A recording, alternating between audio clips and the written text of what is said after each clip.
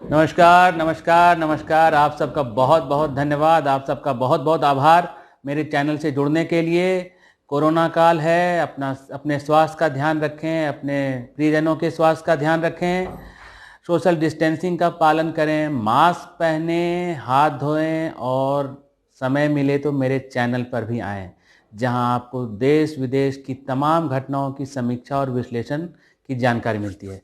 मित्रों, जहां एक तरफ पूरी भारत की नज़रें बिहार के चुनावों पर हैं, अर्नब गोस्वामी और परमवीर सिंह और महाराष्ट्र सरकार से रिलेटेड चीज़ों की घटनाओं पर हैं, तो इधर उत्तर प्रदेश राज्यसभा के चुनाव की कहानी में एक ट्विस्ट आ गया है। जैसा आपको मालूम हो कि कल जो है आखिरी दिन था राज्यसभा की 10 सीटों के नामांकन भरने के लिए, जिसमें से भाजपा ने 8, समाजवादी पार्टी ने 1 जो कि राम गोपाल यादव, बहुजन समाज पार्टी के 1 जो रामजी गौतम हैं, इन्होंने अपना पर्चा दाखिल किया और आखिरी वक्त पर यानी कि समय सीमा खत्म होने के 15 मिनट पहले एक निर्दलीय उम्मीदवार जो कि वाराणसी से आते हैं, मिस्टर बजाज, प्रकाश बजाज, उन्होंने अपना पर्चा दाखिल किया और उन्हें समाजवादी पार्टी का समर्थन मिला है। तो कहानी में ट्विस्ट क्या है? कहानी में ट्विस्ट ये है कि आज जो जानकारी आ रही है कि बसपा के 7 विधायकों ने अपना पाला बदल लिया है। वे अखिलेश यादव से मिले और वो समाजवादी पार्टी ज्वाइन करने वाले हैं। अगर ऐसा होता है और अगर चुनावों की नौबत आती है तो निश्चित रूप से बसपा के उम्मीदवार पराजित होंगे और अखिलेश यादव की समाजवादी पार्टी को एक अतिरिक्त सीट का फायदा होगा।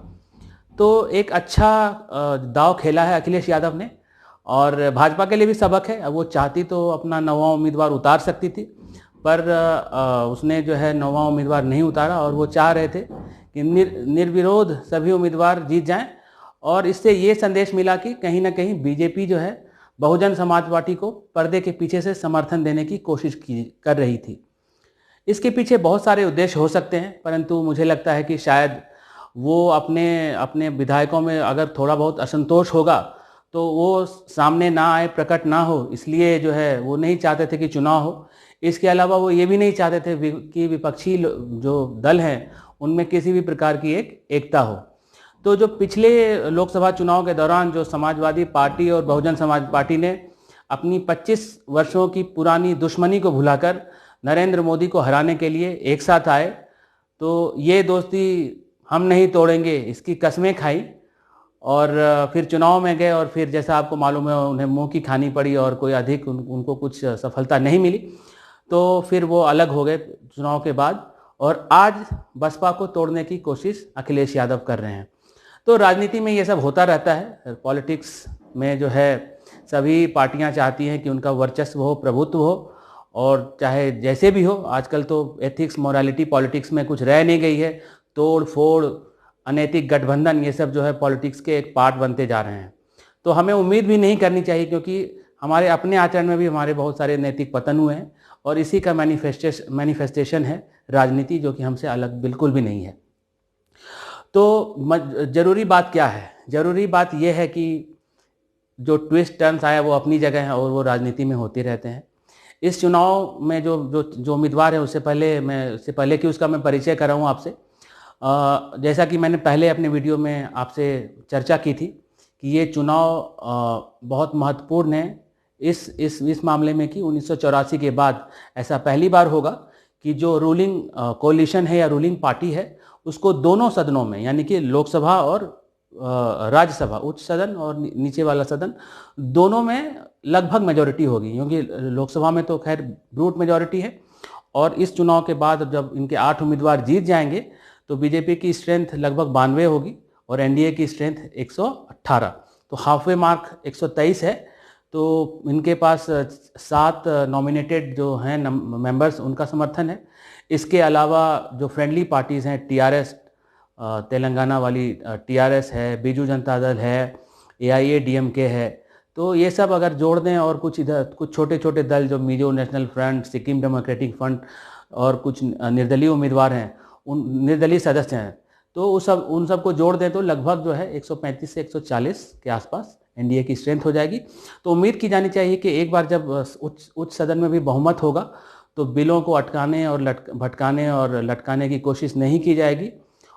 जो जो जो एक चर्चा का माहौल होता है, एक शालीनता से जो हम कहते हैं कि आप, क्योंकि it is a house, upper house कहते हैं, हाउस ऑफ एल्डर्स, तो चर्चा होगी, अच्छे से चर्चा होगी, डिबेट्स होंगे, डिस्कशंस होंगे, और जिसकी हम सब अपेक्षा करते हैं।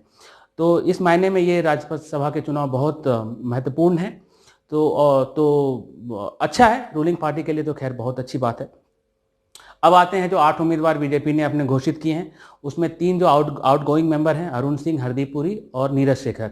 अरुण सिंह बीजेपी के जनरल सेक्रेटरी, नीरज शेखर पूर्व प्रधानमंत्री चंद्रशेखर के सुपुत्र, और हरदीप पुरी जो अभी अपने जो मोदी जी की सरकार है उसमें नागरिक उड्डयन मंत्री हैं। तो ये 3 मेंबर, इनको रीनॉमिनेट किया, इसके अलावा रीनॉमिनेट किया गया है।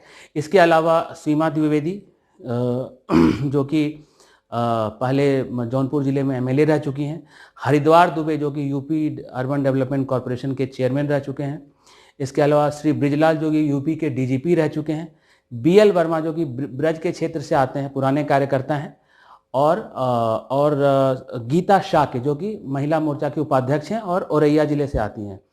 तो औरैया जो बुंदेलखंड में आता है। तो इस प्रकार जो उम्मीदवार हैं वो जो भी उम्मीदवार इन्होंने तय किए हैं, ये सब पार्टी के समर्पित कार्यकर्ता हैं। तो इस बार बीजेपी ने जो दांव चला है 2022 के चुनाव को ध्यान में रखते हुए चला है, और किसी भी दल बदलू को टिकट नहीं दिया है। उम्मीद की जा रही थी कि संजय सिंह जो अमेठी के राजा हैं, या नरेश अग्रवाल जो समाजवादी पार्टी छोड़कर बीजेपी में आए थे, उनको टिकट दिया जाएगा, तो ऐसा नहीं किया। पुराने कार्यकर्ताओं को तरजीह दी, तवज्जो दी।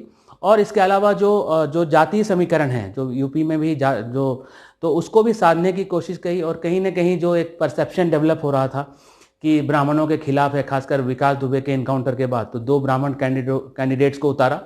इसके अलावा 2 ठाकुर उम्मीदवारों को उतारा, नीरज शेखर और अरुण सिंह। SC/ST समाज से श्री ब्रिजलाल आते हैं, और BL वर्मा और श्रीमती शाह क्या ये ओबीसी समाज से आते हैं। तो सामाजिक समीकरणों को भी साधने की कोशिश की गई, और निशाना जो है विधानसभा के 2022 के चुनावों का है। और ये अच्छा देखकर लगा कि पार्टी के समर्पित कार्यकर्ताओं को ज़्यादा तरजीह दी गई है। तो ये थी बड़ी बातें उत्तर प्रदेश राज्यसभा चुनाव की। और जैसा मैंने पहले वीडियो में बताया था कि अब ये जो है बहुत कंफर्टेबल पोजीशन में मोदी सरकार आ जाएगी, दोनों सदनों को अगर हम देखें तो देखते रहिए। अभी और बिहार के चुनाव पर भी समीक्षा करूंगा। बहुत बहुत धन्यवाद, बहुत बहुत आभार आप सबका मेरे चैनल से जुड़ने के लिए। यदि आपने अभी तक सब्सक्राइब नहीं किया है तो प्लीज़ सब्सक्राइब करिए, और अपने सामने लगे बेल आइकन को दबाइए, ताकि आपको अधिसूचना मिलती रहे जब जब मैं अपने वीडियो को पोस्ट करूं। तो बहुत बहुत धन्यवाद।